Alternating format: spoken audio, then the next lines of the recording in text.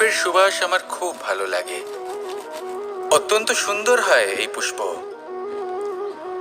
এইভাবে চারিদিকে পুষ্প দেখে মন আনন্দিত হয়ে ওঠে। এবার আপনারা ভেবে দেখুন, আমার চারিদিকে পুষ্প নয়, আগুন আছে। তাহলে কি হবে? আমার শরীর কি জ্বলে যাবে না? অবশ্যই জ্বলবে।